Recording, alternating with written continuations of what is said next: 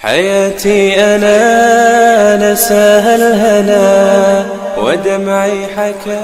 بسم اللہ الرحمن الرحیم. تہجد کے لیے توفیق کی دعا اور اس کا صحیح وقت. دوستو، جب یہ امت راتوں کو رویا کرتی تھی تو دن کو ہنسا کرتی تھی. ایک نکتہ ذہن میں رکھ لیجئے، اگر آپ تھکے ہوئے ہیں، نیند غالب ہے اور اٹھ نہیں سکتے تو کئی مرتبہ انسان کی رات میں آنکھ کھلتی ہے کسی تقاضے کی وجہ سے.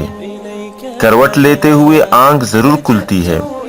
جن حضرات کو تہجد کی توفیق نہیں ملتی وہ جب کروٹ لینے کے لیے بیدار ہوں تو اس ایک لمحہ میں اللہ رب العزت سے تہجد کی توفیق کی دعا ضرور مانگ لیا کریں.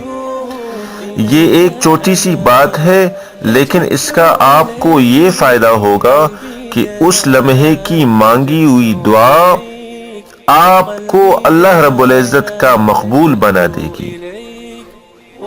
ہمارے مشائخ تو یہاں تک فرماتے ہیں کہ جو عورتیں فجر کی اذان سے پہلے اٹھ کر گھروں کو صاف کرتی ہیں یا چائے بنا لیتی ہیں، عبادات نہیں کرتی، صرف کام کی غرض سے اٹھتی ہیں، وہ بھی اللہ کی رحمت سے فائدہ پا لیتی ہیں. سبحان اللہ.